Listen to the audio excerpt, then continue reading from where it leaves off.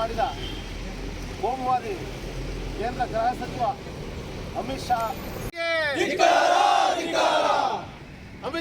ಕೂಡಲೇ ಸಂಪುಟದಿಂದ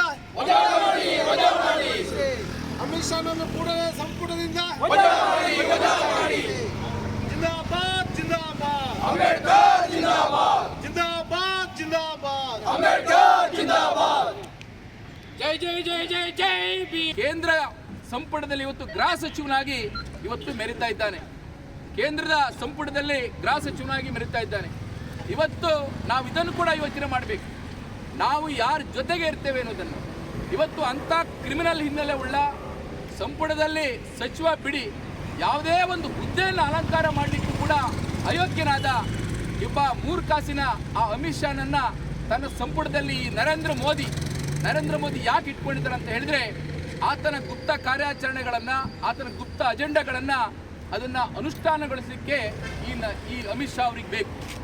ಅಮಿತ್ ಶಾನನ್ನ ವ್ಯಕ್ತಿಯನ್ನು ಇಟ್ಕೊಂಡು ಅವ್ರಿಗೆ ಏನೆಲ್ಲ ಇವತ್ತು ಹಿಡನ್ ಅಜೆಂಡಾ ಇದೆ, ಈ ನೆಲದ ಶೋಷಿತ ಸಮುದಾಯಗಳನ್ನು ತುಳಿಯೋದಿರ್ಬೋದು, ಮುಸಲ್ಮಾನರನ್ನು ತುಳಿಯೋದಿರ್ಬೋದು, ಅಲ್ಪಸಂಖ್ಯಾತ ಸಮುದಾಯಗಳನ್ನು ತುಳಿಯೋದಿರ್ಬೋದು, RSS ಮತ್ತು BJPಯ ಹಿಡನ್ ಅಜೆಂಡಾ ಮನುಸ್ಮೃತಿಯನ್ನು ಈ ದೇಶದಲ್ಲಿ ಮುನ್ನೆಲೆಗೆ ತರುವ ಅವರ ಪ್ರಯತ್ನ ಏನಿದೆ ಅದನ್ನು ಸಾಧಿಸಿಕೊಳ್ಳಿಕ್ಕೋಸ್ಕರ ಇವತ್ತು ಅಮಿತ್ ಶಾನನ್ನು ಅವಮಾನಿಸಿದಂಥ ಕೇಂದ್ರ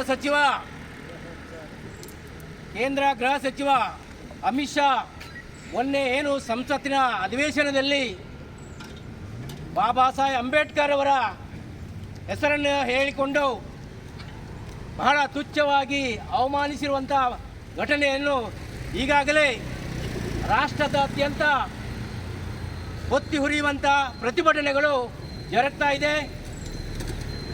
ಏನು ಈ ದೇಶದಲ್ಲಿ 2014ರಿಂದ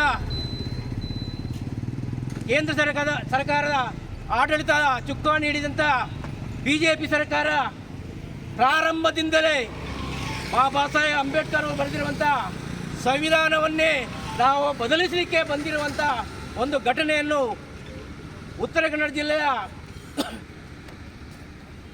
ಸಂಸದರಾಗಿರುವಂಥ ಅನಂತಕುಮಾರ್ ಹೆಗಡೆ ಪ್ರಾರಂಭದಿಂದಲೇ ಇದನ್ನು ಹೇಳ್ತಾ ಬಂದಿದ್ದರು. ಅದಕ್ಕೆ ಪೂರಕವಾಗಿರುವಂತೆ ಒಬ್ಬೊಬ್ಬರೇ ಅವರ ಸಂಸದರು ಬೇರೆ ಬೇರೆ ಸಮಾರಂಭಗಳಲ್ಲಿ ಬಾಬಾ ಸಾಹೇಬ್ ಅಂಬೇಡ್ಕರ್ ಬರೆದಂಥ ಈ ವಿಶ್ವ ಶ್ರೇಷ್ಠವಾದಂಥ ಸಂವಿಧಾನವನ್ನು ಟೀಕೆ ಮಾಡುವಂಥ ಸಂವಿಧಾನದ ಆಶಯಗಳನ್ನು ಧ್ವಂಸ ಮಾಡುವಂಥ ಮಾತುಗಳು ಆಗಾಗ ಬರ್ತಾ ಇದೆ. ಉಡುಪಿಯ ಪ್ರಗತಿಪರ ಸಂಘಟನೆಗಳೊಂದಿಗೆ ನಾವಿಂದು